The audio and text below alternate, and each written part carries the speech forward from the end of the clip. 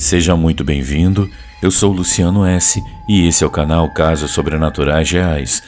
Não deixe de fazer a sua inscrição e ativar o sininho para não perder os próximos vídeos e escreva nos comentários de que cidade você está nos assistindo. Desde já, o nosso muito obrigado.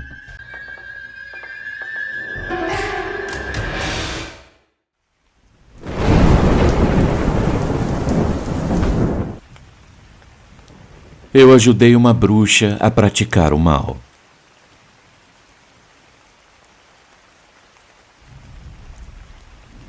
Meus amigos, eu cresci em uma cidade pequena, daquelas onde todo mundo se conhece e as fofocas correm rápido. Era o tipo de lugar onde as pessoas viviam de portas abertas e todos sabiam quem eram seus vizinhos. No entanto, havia uma parte dessa cidade que poucos ousavam mencionar e menos ainda falavam abertamente. As coisas estranhas que aconteciam de tempos em tempos. Objetos desapareciam misteriosamente. Pessoas adoeciam sem explicação e alguns juravam que viam sombras se movendo sozinhas nas ruas desertas à noite. Ninguém tinha coragem de apontar diretamente as causas, mas os mais velhos sempre sussurravam sobre coisas ruins e energias pesadas. A verdade é que por trás de todo o charme da cidadezinha havia algo sombrio à espreita. Eu não sabia de nada disso quando eu era criança. Para mim, tudo parecia normal. Minhas preocupações giravam em torno de brincar com os amigos, estudar e arranjar um jeito de conseguir algum dinheiro para comprar doces. Foi assim que eu acabei conhecendo a Dona Carminha, uma senhora que vivia isolada numa casa velha e escura na beira da cidade. A casa dela ficava num terreno onde a grama crescia desordenada e as árvores pareciam sempre secas, como se nada ali pudesse florescer. Quase ninguém se aproximava da casa da Dona Carminha, mas eu, curioso e sempre em busca de uns trocados, acabei aceitando fazer pequenos serviços para ela. No começo tudo parecia inofensivo. Eu era jovem demais para entender o que estava acontecendo. A Dona Carminha me pagava algumas moedas por trabalhos simples, como entregar bilhetes ou buscar objetos na cidade. Ela sempre falava baixo, quase sussurrando, e seus olhos, embora parecessem gentis de vez em quando, escondiam algo que eu não conseguia entender naquela época.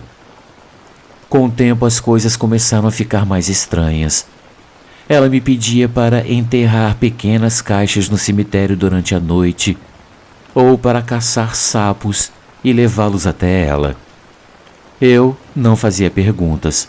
Para mim, isso era só um trabalho. Os anos se passaram e as histórias sobre fenômenos sobrenaturais na cidade começaram a crescer. Pessoas desapareciam sem deixar vestígios. Crianças diziam ver vultos à noite. E algumas famílias, de uma hora para outra, começavam a ter azar em tudo que faziam. Tudo parecia parte de uma onda de azar inexplicável, até que, aos poucos, eu fui percebendo que, de alguma forma, eu tinha feito parte de muitos desses acontecimentos. Um dia, quando eu já era adulto, eu me lembrei das caixas que eu enterrava no cemitério. A curiosidade me corroeu e eu fui investigar. Eu descobri que elas continham pequenos animais sacrificados, como ratos, pássaros e sapos. A ficha caiu de repente. Os serviços que eu fazia para Dona Carminha estavam diretamente ligados às coisas estranhas que aconteciam na cidade. Eu tinha sido uma peça nas práticas de magia negra dela, sem nem ao menos me dar conta. Conforme eu fui me dando conta das coisas que eu fiz durante a infância, tudo começou a fazer mais sentido. As tarefas que a Dona Carminha me pedia não eram tão inocentes quanto pareciam. Eu me lembro da primeira vez que ela me deu uma caixa de madeira pequena e bem selada, dizendo apenas que eu deveria enterrá-la no cemitério à meia-noite sem que ninguém me visse. Eu tinha uns 10 anos na época e sem entender o porquê eu fiz o que ela mandou. Eu enterrei a caixa perto de um velho mausoléu em um canto escuro e esquecido do cemitério. O silêncio da noite era esmagador e eu sentia que eu estava sendo observado, mas eu atribuí isso ao medo natural que todo garoto tem de cemitérios à noite. Depois dessa primeira tarefa, outras vieram. Mais caixas, mais bilhetes misteriosos que eu entregava na porta das pessoas. Numa dessas vezes, enquanto eu voltava da casa da Dona Carminha com uma nova encomenda, um gato preto cruzou meu caminho. Foi tão rápido que eu quase tropecei nele. Eu não dei muita importância, mas na manhã seguinte, a casa da pessoa para quem eu entreguei o bilhete simplesmente pegou fogo. A cidade ficou em choque, mas ninguém ligou uma coisa a outra, exceto eu, que comecei a perceber uma conexão entre os bilhetes e os eventos estranhos. Luciano, a cada semana, a Dona Carminha parecia mais exigente. Ela começou a me pedir para caçar sapos em um brejo próximo da cidade. Eu achava nojento, mas ela me pagava bem e eu precisava daquele dinheiro. Além disso, ela nunca explicava para que serviam aqueles sapos. Ela apenas dizia que eles eram importantes para os seus trabalhos. Em algumas noites, eu escutava barulhos estranhos vindos da casa dela, cantos baixos, murmúrios e, às vezes, um cheiro forte de ervas queimando. Certa vez, quando eu fui lá entregar os sapos, eu vi que ela estava desenhando símbolos estranhos no chão. Eu me lembro de ficar horrorizado com o que eu vi, mas na época eu era jovem e ignorava os sinais, preferindo acreditar que tudo aquilo era apenas esquisito e não perigoso. Então começaram os desaparecimentos. Primeiro foi um cachorro de um vizinho que sumiu sem deixar rastros. Depois uma jovem da cidade desapareceu sem qualquer explicação. As buscas se estenderam por semanas, mas ninguém encontrou sequer uma pista do paradeiro da menina. A cidade inteira entrou em estado de alerta.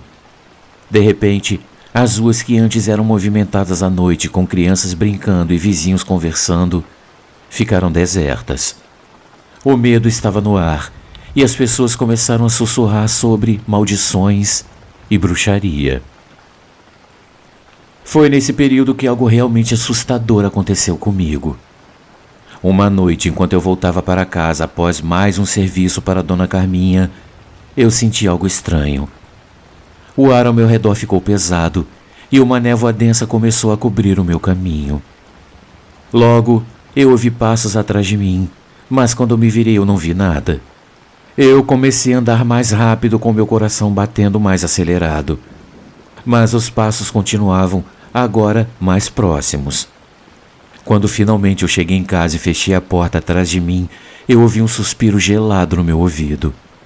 Não havia ninguém ali, mas eu sentia claramente que alguma coisa me acompanhava. Na manhã seguinte eu fui à casa da Dona Carminha. Eu estava decidido a parar com aquilo, mas antes que eu dissesse qualquer coisa, ela me olhou com seus olhos penetrantes e me disse: "Você trouxe o que eu te pedi, não foi? Agora não tem mais volta."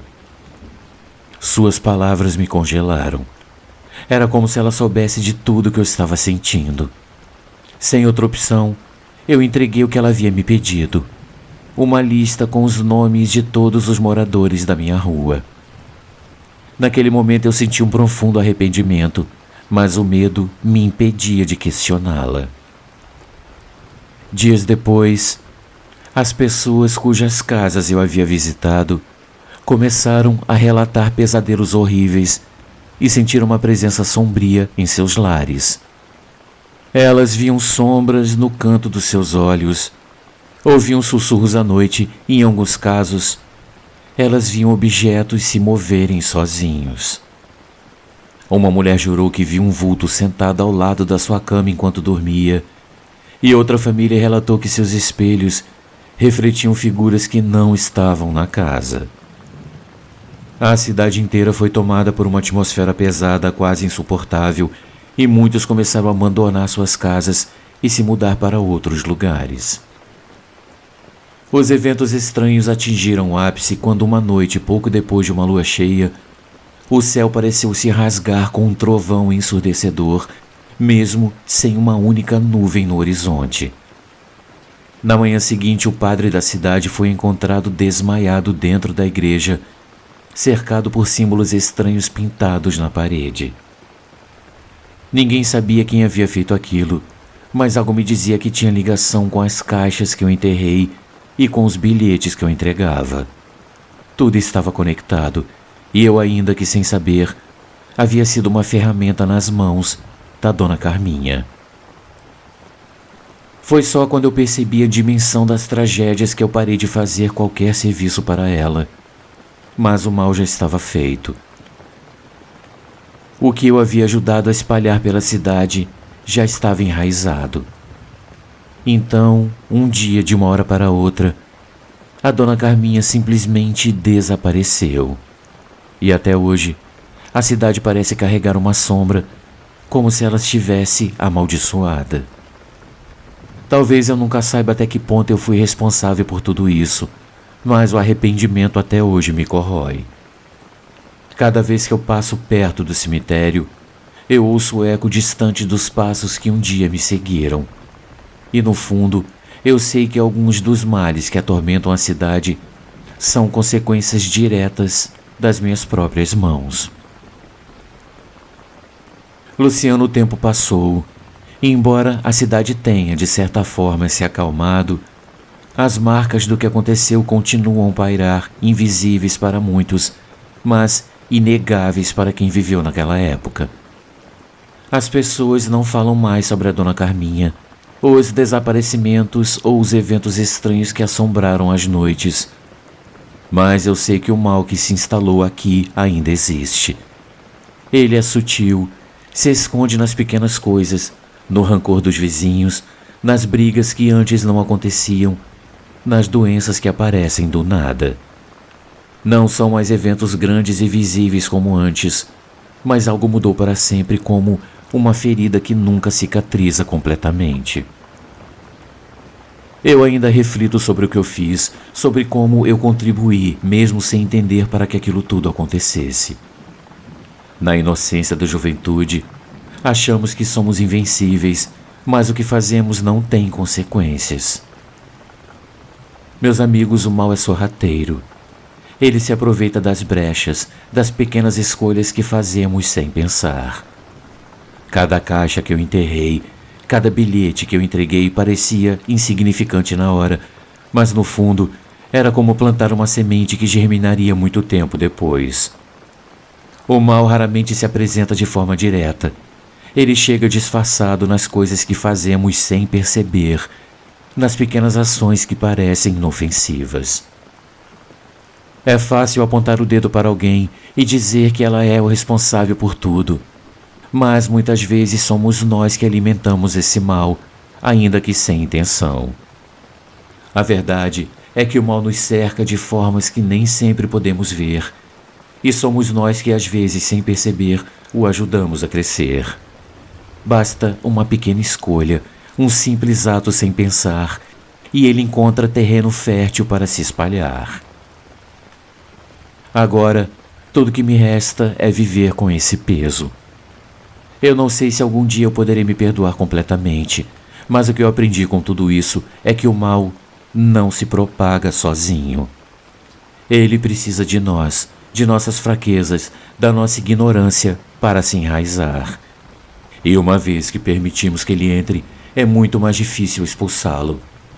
Fica sempre aquela sensação de que algo, em algum lugar, está apenas esperando a próxima oportunidade para voltar. Hoje eu evito os cemitérios, eu evito as sombras e principalmente eu evito as escolhas fáceis, porque eu sei que o mal é assim. Ele se esconde nas pequenas decisões que fazemos sem pensar, e é aí que ele cresce. E se há algo que eu aprendi, é que todos nós, de alguma forma, somos responsáveis pelo que deixamos florescer ao nosso redor. Muito obrigado pela atenção de todos e uma ótima noite.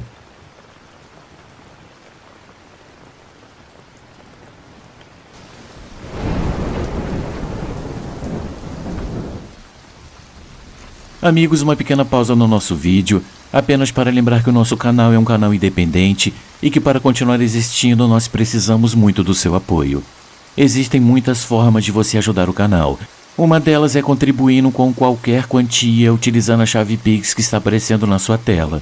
Outra é se tornando membro contribuindo com apenas R$ 7,99 por mês clicando no link Seja Membro. Você também pode nos ajudar sempre curtindo, comentando e compartilhando nossos vídeos, pois dessa forma a plataforma vai ampliar o alcance do nosso canal e ele será cada dia mais conhecido. Desde já, a gente agradece e agora vamos continuar com o vídeo.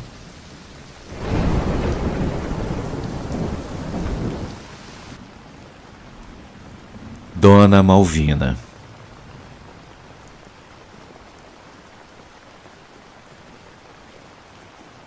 Saudações, meus amigos. Meu nome é Malvina, mas esse não é meu nome verdadeiro. Eu sou uma bruxa contemporânea que vive na cidade grande. Muitos me conhecem como uma figura mítica, uma lenda urbana que se esconde nas sombras da grande cidade onde eu moro e trabalho. O que poucos sabem é que a magia negra é uma arte que eu domino com maestria.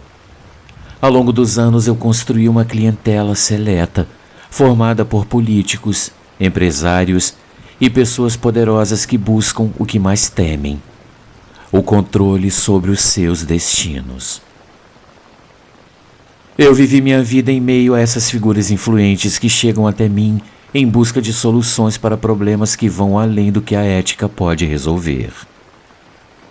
Quando você tem um mundo na palma das mãos, a última coisa que deseja é ser controlado por fatores externos. E é aí que eu entro. No meu apartamento, localizado no coração de uma grande e rica cidade que eu prefiro não revelar o nome, as paredes são adornadas com símbolos ancestrais que preservam segredos que atravessaram gerações. A atmosfera do meu espaço é carregada, e cada ritual que eu realizo é uma declaração de poder, não apenas meu, mas de quem confia em mim. Aqui, a lógica se dissolve e as emoções mais sombrias se revelam. As pessoas vêm até mim desesperadas, prontas para fazer qualquer coisa para alcançar seus objetivos. Na maioria das vezes, o que elas buscam é o que consideram um empurrãozinho. Esse empurrãozinho serve para eliminar adversários, garantir votos ou simplesmente ter sucesso nos negócios. A cada consulta, eu ouço histórias de traições, medos e ambições. E enquanto elas desabafam, eu busco em minha memória os feitiços que se adequam àquela necessidade. Quando a noite cai e o silêncio toma conta da cidade, é quando a verdadeira magia começa. O cheiro de ervas secas e a fumaça de incenso se entrelaçam, criando um ambiente propício para o que está por vir. Mas atenção, meus amigos. A magia não é uma força a ser subestimada. Aqueles que se atrevem a brincar com o que não compreendem, muitas vezes pagam um preço alto. Eu sou a guardiã desses segredos, a responsável por equilibrar a balança entre o bem e o mal, entre o poder e a ruína. Então, se você se atrever a mergulhar nesse mundo obscuro, esteja preparado para descobrir que nem tudo que reluz é ouro, e que às vezes a bruxa é quem realmente comanda a trama. As noites por aqui sempre foram cercadas de mistério, mas para mim elas são o cenário perfeito para realizar o que eu faço de melhor. A magia negra tem seus próprios caprichos, e quando a demanda vem de pessoas poderosas, o resultado pode ser tanto surpreendente quanto aterrorizante. Feita essa pequena introdução, eu vou contar algumas das minhas realizações, não apenas por vaidade ou para me exibir. Eu faço isso apenas para que vocês tenham noção de que existem coisas além do que os nossos olhos podem ver e que devemos ter muito cuidado com as pessoas que nos cercam. Certa vez eu recebi um chamado de um político influente, um deputado, do qual, claro, eu não vou citar o nome. Ele estava aflito pois um rival se preparava para lançar um projeto que poderia arruinar a sua carreira. Eu não posso dar mais detalhes para não me comprometer, pois se eu disser mais, vocês logo vão saber do que se trata, pois foi algo muito comentado na época. O meu telefone tocou e a voz trêmula desse político me trouxe um aviso urgente. Dona Malvina, ele implorou. Eu preciso da sua ajuda. Ele me disse que um certo político de um partido rival estava prestes a destruir tudo que ele havia construído. Ele me pediu então para que eu fizesse o que fosse preciso para que ele não aparecesse mais. O peso daquela solicitação me fez hesitar por um instante. Trabalhar para políticos tem o seu charme, mas também envolve um jogo de poder que pode ter consequências imprevistas. Eu aceitei aquela demanda e eu me preparei para o ritual. À noite, no meu apartamento, a luz das velas iluminava os símbolos que estavam desenhados no chão. O ambiente estava carregado, repleto de um ar denso e elétrico. No canto da sala, uma velha estante abrigava grimórios empoeirados que tinham testemunhado rituais ao longo das décadas. Eu coloquei uma foto do rival junto com o objeto que ele havia tocado. Um pequeno lenço de papel que eu consegui de um conhecido que trabalhava com ele. Com isso, eu teria uma conexão direta com a energia dele. Usando uma adaga de obsidiana, eu comecei a traçar círculos em volta da foto, murmurando os feitiços que eu conhecia. As palavras ecoavam pela sala com um canto ancestral, fazendo o ar vibrar. O cheiro de ervas queimadas misturava-se com a fumaça do incenso, criando um ambiente carregado. Enquanto eu falava as palavras antigas, o ar ficou gelado e eu senti uma presença muito forte, como se algo estivesse respondendo ao meu chamado. As sombras dançavam nas paredes e eu sabia que eu estava prestes a cruzar uma linha. Me concentrando, eu ofertei um sacrifício. Um fio de cabelo meu, representando a entrega total à magia. Naquele momento, uma onda de energia percorreu meu corpo. As velas tremeluziram e um sussurro quase inaudível parecia vir de algum lugar profundo dentro de mim.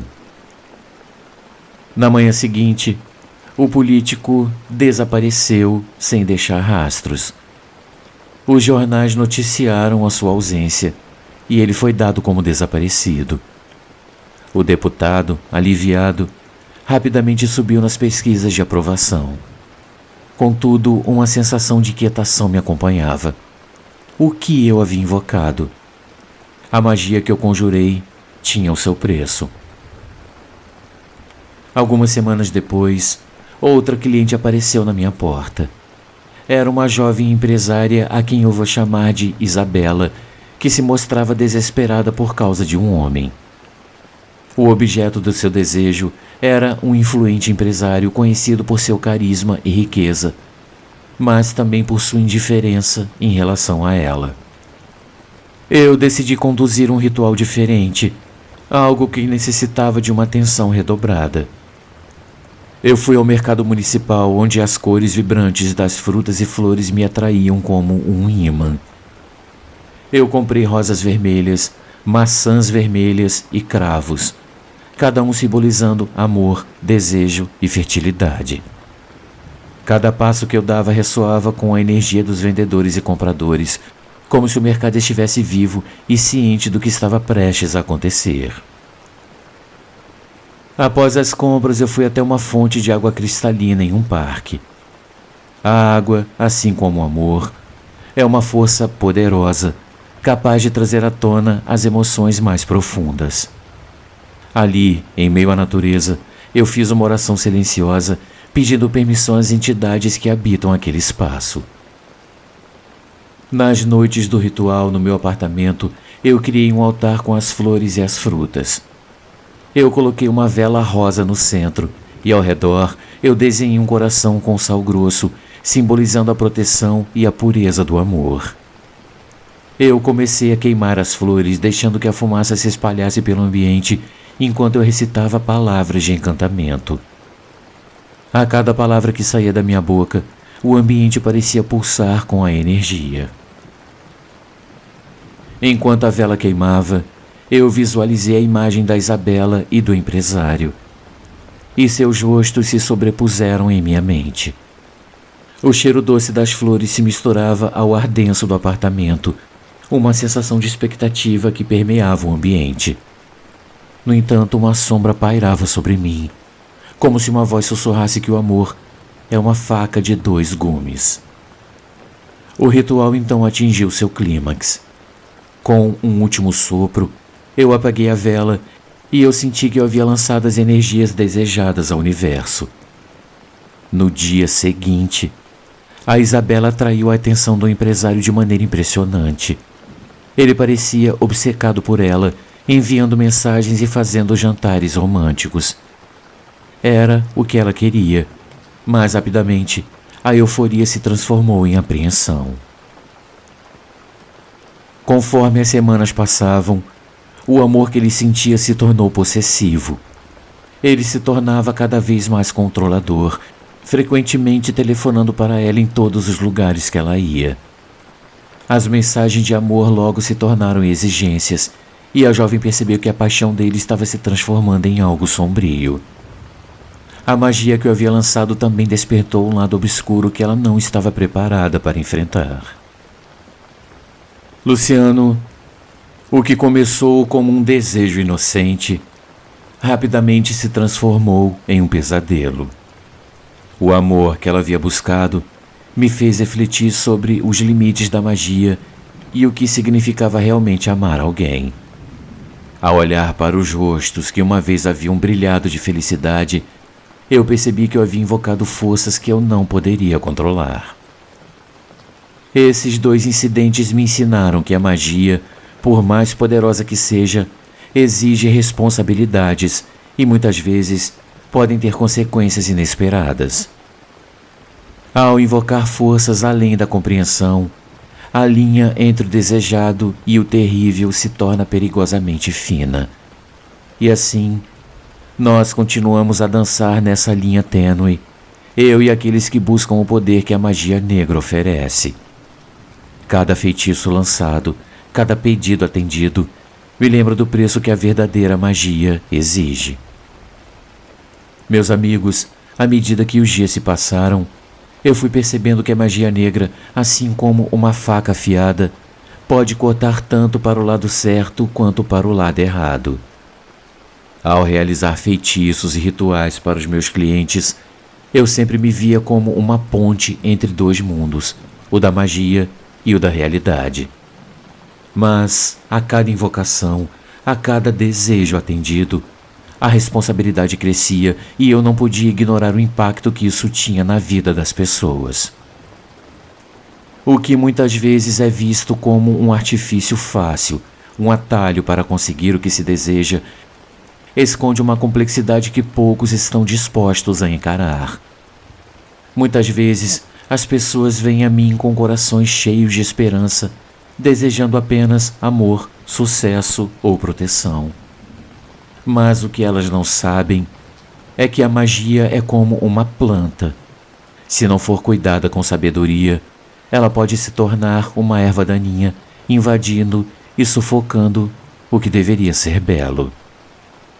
Ao lembrar da jovem Isabela, eu não posso deixar de sentir um aperto no coração. O seu desejo por amor a levou a um caminho obscuro, onde a paixão rapidamente se transformou em possessão. O empresário que um dia parecia o príncipe encantado se transformou em um tirano, a sua mente consumida pela necessidade de controlar cada movimento dela. Eu havia dado o que ela queria, mas a que custo? Eu fico me perguntando se valeria a pena se sentir amada, mas presa a alguém que não a respeitava. Em minha jornada, eu também me deparei com o caso do deputado que eu ajudei. O seu rival desaparecido havia lhe dado uma vitória fácil, mas o que ele não contava era que a sombra da culpa o seguiria por onde quer que ele fosse. O sucesso que ele experimentou estava manchado por um ato que não deveria ser feito, e ele se tornaria cada vez mais paranoico, sempre com medo de que o que eu fiz não permanecesse oculto.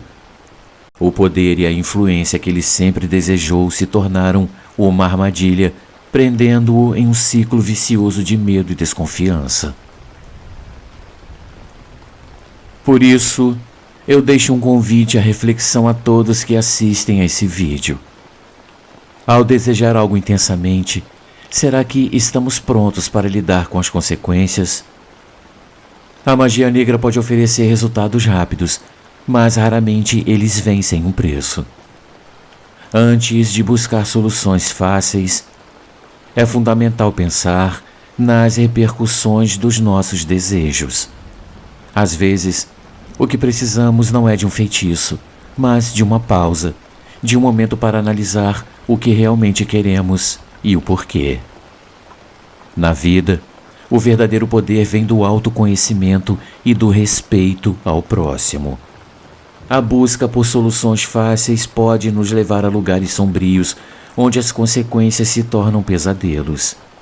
Eu sempre serei uma das guardiãs desse segredo, a mulher que caminha entre as sombras. No entanto, eu deixo claro que cada feitiço que eu lanço carrega consigo a responsabilidade do que vem a seguir. Assim, eu finalizo esse meu relato convidando a vocês a ponderar sobre suas ambições e desejos. O que você estaria disposto a sacrificar para alcançá-los? A magia pode ser uma aliada, mas lembre-se, ela também pode ser um inimigo feroz. Cada escolha que fazemos, cada caminho que decidimos trilhar, pode nos levar a resultados que nunca imaginamos. Portanto, que sua jornada seja iluminada por escolhas sábias e pelo entendimento de que nem todo desejo vale a pena ser realizado. A verdadeira magia está em nós, em nossos corações e em nossas decisões. Muito obrigado a todos por ouvirem a minha história.